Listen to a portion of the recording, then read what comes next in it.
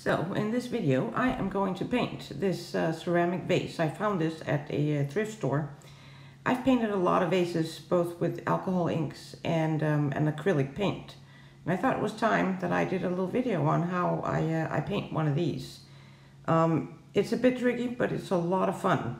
I'm going to be using the Tim Holtz air blower, and I'm going to use Sunset Orange by Ranger because I'm kind of addicted to orange. Some Copic black and some brass.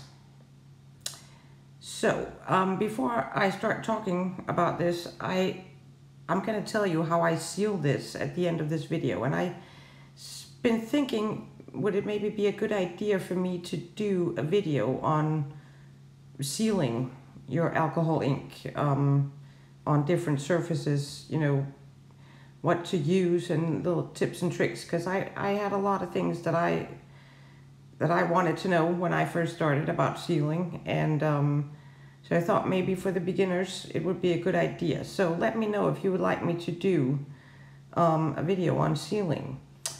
So I've started on this, and you can see already it's sort of running away from me, and I'm going to wipe some of it off. Luckily it's very easy to do on ceramics. The shape of this is, it's really pretty, but it also is quite a challenge to keep the ink where you want it. I know a lot of people, when they do like ceramics and tumblers, and they just have the ink sort of run around all the way around, and that is very pretty, but I really like to sort of do the same technique as I do on my paintings on paper or canvas. It's a challenge, I gotta say, and it takes a long time, but it is so much fun, and the results, I love it. This is basically just doing one tiny little drop at a time. A tiny bit of ink and a tiny bit of alcohol, and then very gently using the air blower to push it around. And even if you are very gentle, it will run away on occasion. You gotta sort of try to keep it leveled with your hand, but it'll run sometimes. That's okay. You just wipe it off, just like you do on like a ceramic tile. It's very easy. You can't really use a hair dryer on this. It's way too powerful. Even if it's sort of a very dull hair dryer, it's just too much. So I only use the air blower for this. Some of the vases that I buy new, and that is it's more expensive, but sometimes you find something that's just really pretty, and so I spend a little more money on it. But this one and many of the ones that I paint on are vintage. Can we call them vintage? They're used, really.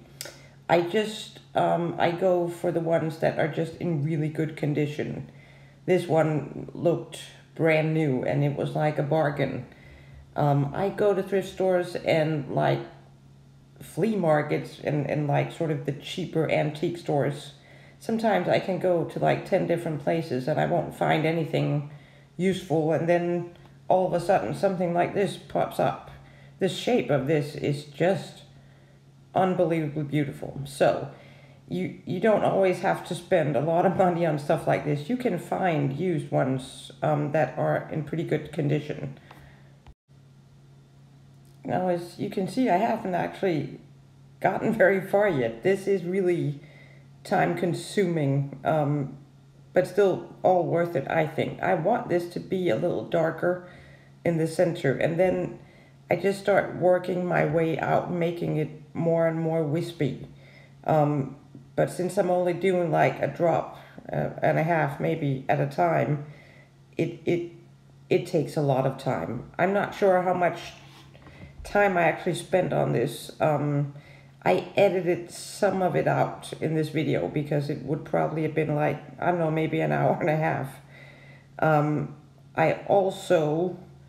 I was sort of a little more than halfway through this, and I realized I didn't really like some of the stuff that I had done. It was a little too busy.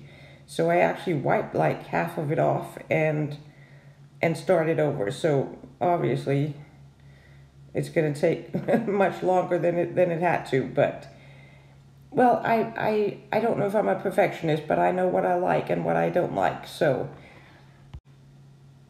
one thing I absolutely know that I like on a vase like this is negative space.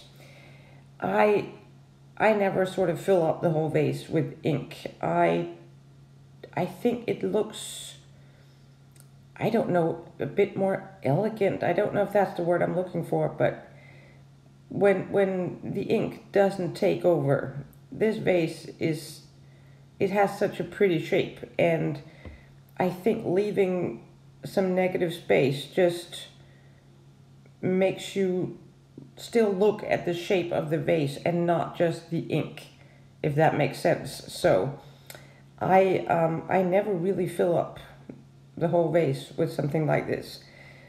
I will say sort of where to put your ink. Composition on something like this can be quite tricky. You can either end up with not enough on it, or you just completely overdo it. And I think I was sort of overdoing it a little halfway through when I wiped off some ink, because it was getting a bit too much. But you never really know. Should you just sort of work your way around, or make very large sort of puddles or ink of, it's tricky composition. But luckily, wipe it off if you feel like it's getting too much. But I think not filling up the entire vase, it gives it a really nice look, sort of a little classy, elegant, and I don't know, it's everyone likes different things, but that's just the way I like to do it. I think one of the most important things when doing this sort of technique on a vase like this is patience. You gotta have patience, because you're not going to do this in like 5 minutes. Luckily, I'm very good at being patient when I do my ink. When I first started, I rushed it, and I thought I had to do everything in 5 minutes, and never ended up very good. So I have learned to be very, very patient. And I think you have to be. You're not going to be able to do this really, really quickly. It's just, like I said, one drop at a time.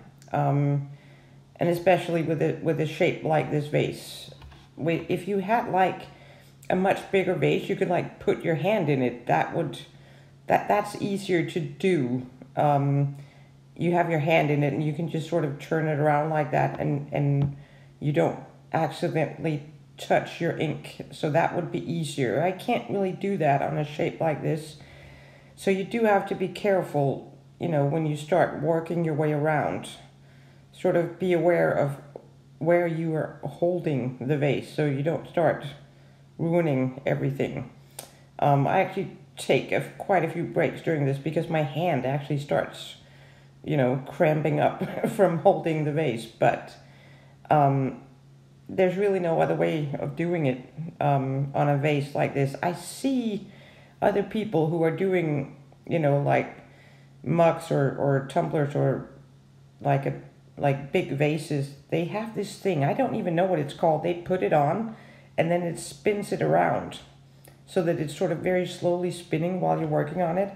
I have no idea what it's called, but it looks very, very smart. It wouldn't work for something like this technique, but it looks smart.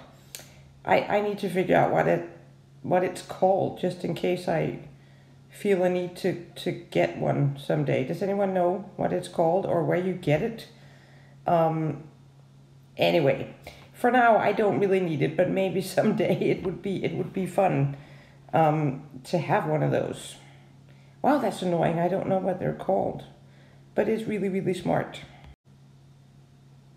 You can see I've been working on this black spot right here for quite some time. And I do that a lot on vases, because, 1 or 2 drops, and doesn't always do exactly what you want it to do in the first try. So sometimes I do the same little spot like 3 or 4 times. So patience, definitely. And like I said, I took quite a few breaks while working on this because my hand was cramping. And also took a little break when I did some stuff I didn't really like. And I say this like in almost all of my videos. If you're not sure what you want to do or you're going to overwork it, take a break and come back a little later and you'll realize what it is you need to do. And now we've skipped ahead a little bit in the video, and this was also the part where I needed to take a break. And I came back and I looked at it and I realized that I had done too much. I didn't like it, so I wiped I don't know, about half of what I had done I wiped off. You might call that a complete waste of time, but I see it as a learning experience because I overworked it a little bit. It ended up a little too busy, so. But I edited out for you because that's really boring. But it was a good thing that I sort of changed it. I wasn't really happy with it, and when I sort of came back to it, everything just sort of happened the way I wanted it to. The shape, the direction, composition, it all started being the way that I wanted it to. Now you can see I am spilling. Whoops. We'll wipe that off. I am also getting a little closer to that, to the top of the vase, and that is when it becomes really, really tricky because it will just run in like every direction up there. But that is, it's fun. It's a challenge, and that is what makes it fun. If everything was just easy all the time, it wouldn't be as much fun, would it? Just real quickly, gonna get back to the varnish part of this. Once this is done, I'm gonna leave it at least for a few days to dry. I have quite a lot of ink in some spots on this, so it needs a few days to dry. Then I am going to, first I'm going to seal it with I use Molotov. It's the water-based varnish that has UV protection in it. I'm going to do very, very thin layers. I'm going to give it at least 3 or 4, maybe even 5 layers. I want to make sure that it is completely covered and protected with the UV that is in the varnish. And when I've done those thin layers, I'm going to leave it again to dry. Probably also for a couple of days. And then I'm going to put on polyurethane, which is also, it's a varnish, it's a sealer, but it is much better for vases like this than just like a water-based varnish that you would usually use for your alcohol ink pieces. I have 2 different kinds of this sealer. One is one you brush on or put it on with your fingers, which I find a little tricky. You can also spray it on, which I prefer. It's much easier than brushing it on. You often get way too much on, and sometimes you can even see some brush strokes, and I don't want that. So I spray it on like just a regular varnish. Again, I also give it thin layers, and you leave it to dry about 4 or 5 hours between each coat, and I'm going to give it like 4 or 5 coats of that too, so that this vase will be very well protected. You can see I'm at the top now, and that is the tricky spot, and I spent a lot of time on this. The black that I put down here is actually sort of a lot smaller spot than on the rest of the vase, but it fits well, and it's easier to do it like that. So this is me just spinning it around, seeing if I like it or not, and I actually do. I'm much happier after I wiped some stuff off and started over. Really liking this. Here's a close-up in a slightly better light. I hope you enjoyed this, and I hope maybe one day you'll want to try something like this yourself. It is a lot of fun. Just remember to be patient, because it takes a while. I'm going to do some more vases soon. I got some good stuff from some thrift stores, so I'm going to get busy with more vases. But I just wanted to show you the way that I sort of do these vases. Very much fun. I hope you enjoyed it, and I hope I will see you back again here real soon.